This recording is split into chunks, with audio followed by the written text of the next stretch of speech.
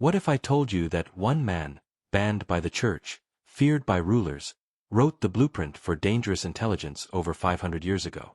His name was Niccolò Machiavelli. His book, The Prince, was so controversial it was condemned as evil. But here's the truth, every powerful person you know has read it. Every strategic mind has studied it. Every person who refuses to be controlled has mastered it. Today, you're going to discover Machiavelli's 8 rules that separate the powerful from the powerless, the strategic from the naive, the leaders from the followers. But I need to warn you, once you understand these principles, you can never see the world the same way again.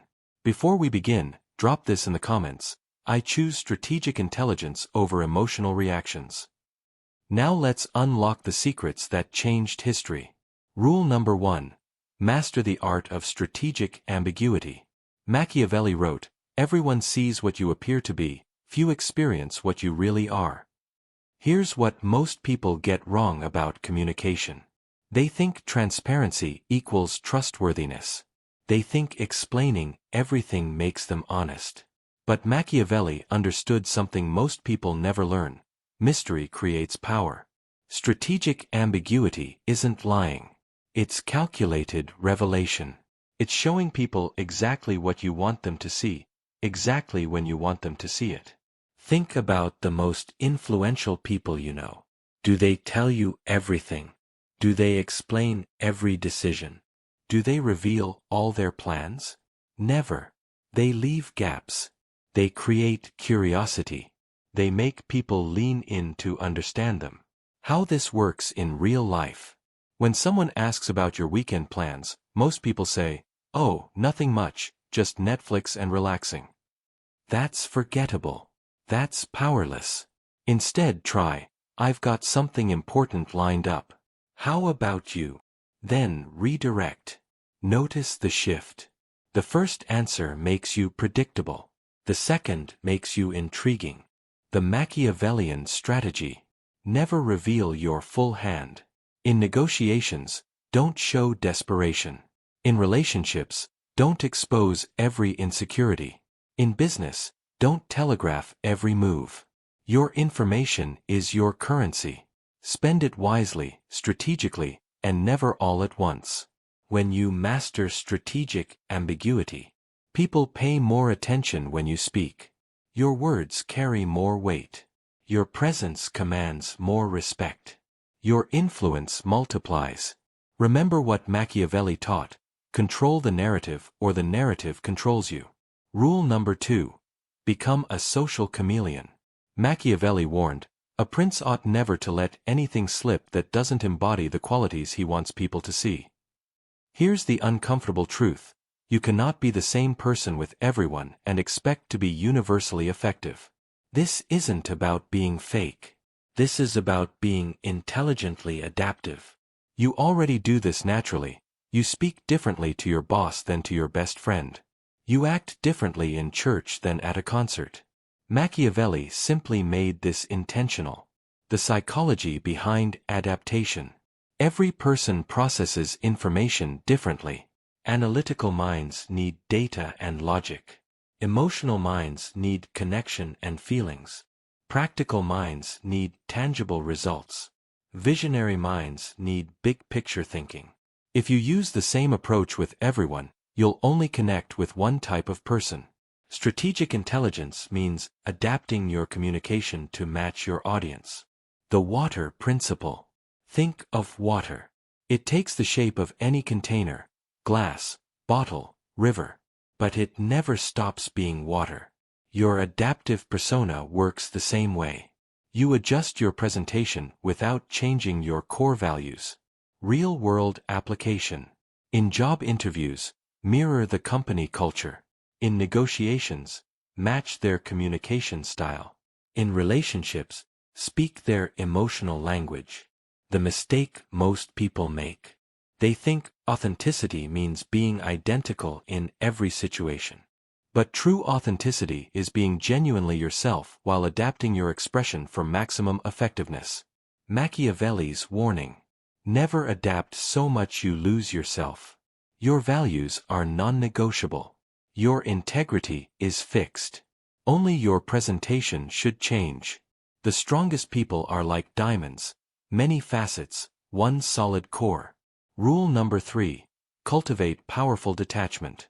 Machiavelli declared, "Since love and fear can hardly exist together, if we must choose between them, it is far safer to be feared than loved." This is perhaps Machiavelli's most misunderstood teaching. He wasn't promoting cruelty. He was teaching freedom through detachment. The power of non-attachment. What you're not afraid to lose cannot control you. What doesn't bind you cannot manipulate you. Most people are prisoners of their attachments. Afraid to lose their job, so they accept mistreatment.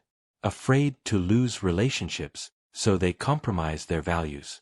Afraid to lose approval, so they silence their truth. The negotiation paradox. Picture two people negotiating. Person A desperately needs the deal. They've planned their future around it. Person B wants the deal but has other options. They're willing to walk away. Who has the power? Person B.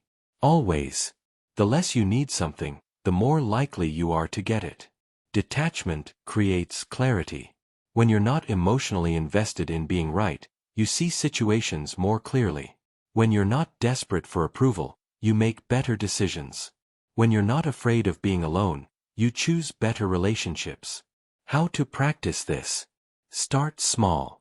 Don't be attached to winning every argument, being liked by everyone, plans working out exactly as imagined, getting credit for every contribution. As you develop this skill, something remarkable happens. People start treating you with more respect. They sense you can't be easily controlled, and that commands authority. The ultimate freedom. The most dangerous person in any room has nothing to lose. But the most powerful person in any room has everything to gain and nothing to fear. Machiavelli taught that true power comes from inner freedom, not external control. Rule number 4. Wield influence through silence. Machiavelli observed, "Never was anything great achieved without danger." Here's what amateurs get wrong about power. They think it's loud. They think it's about demands, threats, and force. Real power whispers. The art of silent leverage. Silent leverage is about creating influence without saying a word. It's positioning yourself so your mere presence changes every dynamic. How this works. In conversations, most people fear silence, so they fill it with words, often revealing more than intended. When you're comfortable with silence, you control the conversation's rhythm. Next time someone asks a difficult question, don't answer immediately. Pause. Look thoughtful. Let silence stretch. Then respond. Watch how it multiplies the weight of your words. In negotiations, silent leverage means having alternatives you never mention. When people sense you have options, they negotiate differently. You don't threaten to walk away. Your willingness to walk away speaks volumes. In relationships, be the person who adds value without demanding recognition. When you consistently improve others' lives, they naturally want to keep you close. You don't demand loyalty, you earn it through quiet action. In professional settings, become the problem solver everyone seeks. Don't announce it. Just solve problems consistently until everyone knows they can count on you. The secret of patient power. Silent leverage requires something most people lack: patience. You're not seeking instant results. You're building long-term influence. Plant seeds and wait for growth. Make investments and wait for dividends. Take consistent action and trust the compound effect. When you master this, people seek your advice without you offering it. They seek your approval without you demanding it. They follow your lead without you asking. You become the invisible force shaping outcomes. Machiavelli understood, the loudest person in the room is rarely the most powerful.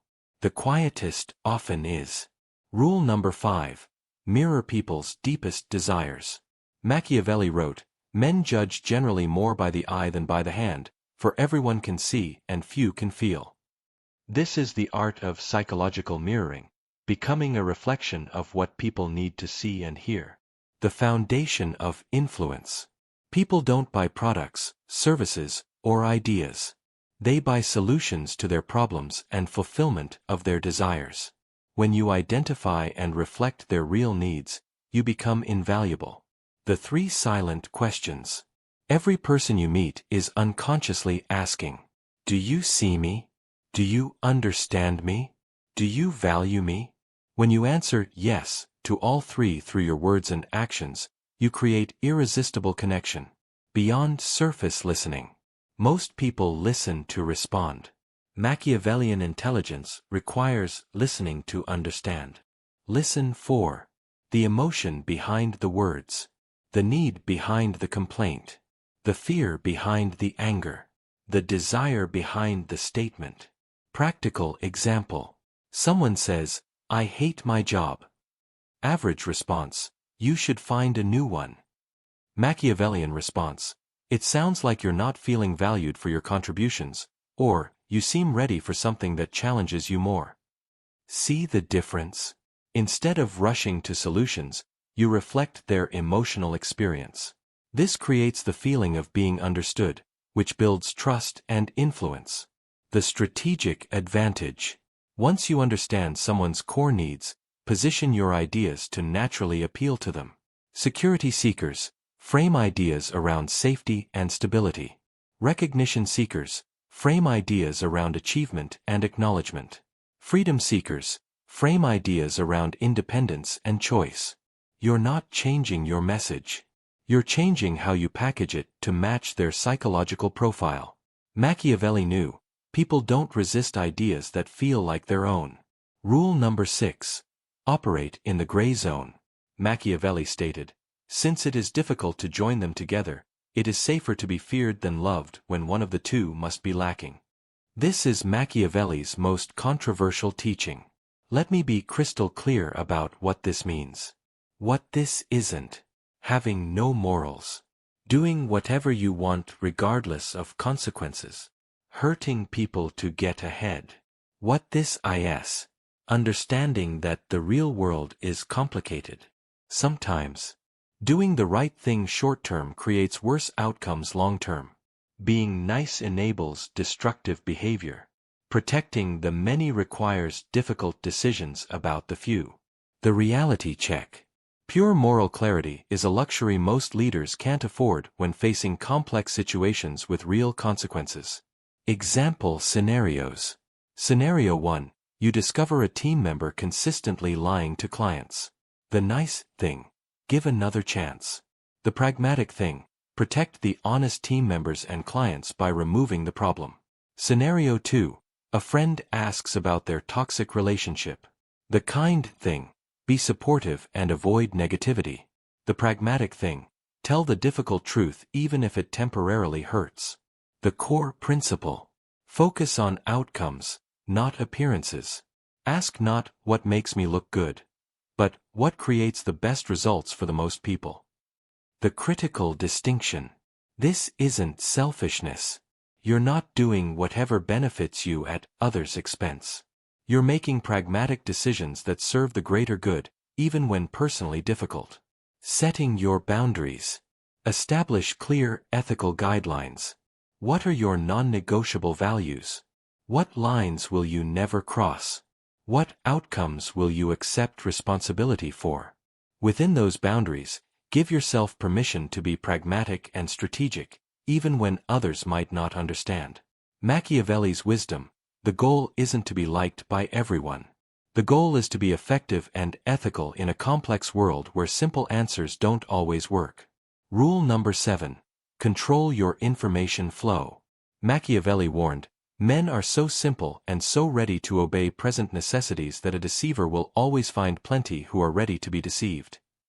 In an age where people broadcast every thought on social media, controlled information flow is more powerful than ever. The curiosity gap. Humans automatically try to fill information gaps. When you practice controlled exposure, you create curiosity gaps that make people more interested in you and more attentive to what you share. The most captivating people never tell you everything. They share enough to engage you but leave you wanting more. This isn't accidental. It's strategic. Professional applications. In the workplace, don't reveal all your capabilities at once.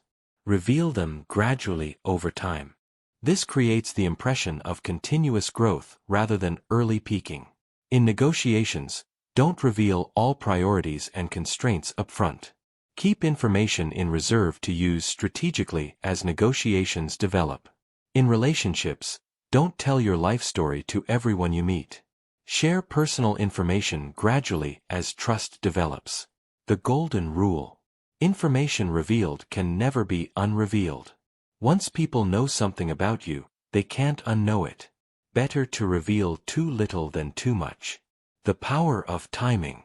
The same information has completely different impacts depending on when it's revealed. Revealing a skill early might seem like bragging. Revealing the same skill later when it solves a problem makes you seem humble and helpful. Audience awareness. Different people need to know different things about you. Close friends know more than acquaintances. Business partners know different things than competitors. Employees know different things than peers. This isn't manipulation, it's strategic appropriateness. Digital presence. Everything you post online becomes permanent. Smart people are intentional about their digital footprint, understanding it shapes how they're perceived. The balance. Share enough to build genuine connections, but not so much that you lose strategic advantage. Machiavelli's principle: control your narrative or it will control you. Rule number 8. Become obsessed with results. Machiavelli declared, "The promise given was a necessity of the past. The word broken is a necessity of the present."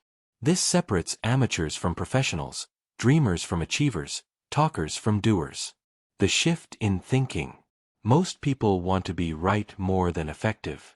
They want to look good more than get results. They want to feel good about their process more than achieve their goals. Outcome obsession cuts through all that noise. The new questions. Instead of, "How can I prove I'm right?" ask, "What result am I trying to achieve?" Instead of, "How can I look good?" ask, "What actions lead to the outcome I want?" This shift changes everything. In arguments, most people try to win debates. Outcome-obsessed people ask, "What do I want from this conversation?" Sometimes that means winning the argument. Often it means something completely different. If your goal is behavior change, proving someone wrong might backfire. A better approach: help them reach the right conclusion themselves. In professional settings, focus on what moves the business forward, not what makes you look smart. Choose projects based on impact, not visibility. Make decisions based on data and results, not politics and preferences. Strategic laziness. Outcome-obsessed people often appear to do less because they're selective with energy. They focus on the 20% of activities producing 80% of results. They're not trying to be the hardest worker. They're trying to be the most effective worker. The learning approach. Instead of learning everything about everything, focus on specific skills with the biggest impact on your goals. Ask, "What's the minimum I need to learn for maximum results?" This isn't about shortcuts, it's about strategic efficiency. Flexibility over stubbornness. Outcome-obsessed people are attached to goals, not methods. If one approach isn't working, they try another. If one strategy isn't effective, they develop a new strategy. They're flexible about how they achieve outcomes. They're only stubborn about achieving the outcomes themselves. The ultimate reputation. When people know you as someone who delivers on commitments and achieves goals, they bring you better opportunities, partnerships, and problems to solve. Machiavelli's final lesson: results speak louder than intentions, efforts, or excuses. You've just learned Machiavelli's 8 rules that have shaped power dynamics for over 500 years. But knowledge without application is worthless.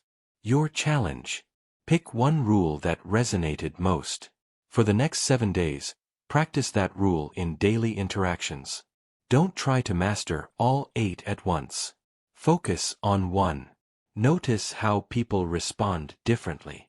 Notice how you feel approaching situations with strategic intelligence instead of emotional reactivity. The responsibility.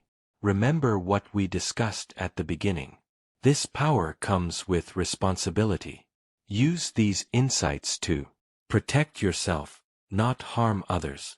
Create better outcomes for everyone, not just yourself. Build ethical influence, not manipulation. The true purpose. Machiavelli's teachings aren't about becoming a manipulator, they're about becoming someone who cannot be manipulated. Not about gaining power over others, but power over yourself and your circumstances. The most dangerous person in any room has nothing to lose. But the most valuable person in any room understands human psychology and uses it to make everyone's life better. Which kind of person do you choose to be? Call to action. If this video transformed how you think about intelligence and strategy, smash that like button. If you want more content on psychology, strategy, and Machiavellian wisdom, subscribe and hit the notification bell so you never miss an upload. Drop a comment. Which of these 8 rules do you see in the most successful people around you? Which one will you practice first? Until next time, remember, true intelligence isn't just being smart. It's being wise enough to use your intelligence in service of something greater than yourself. Stay strategic. Stay ethical. Stay dangerously intelligent.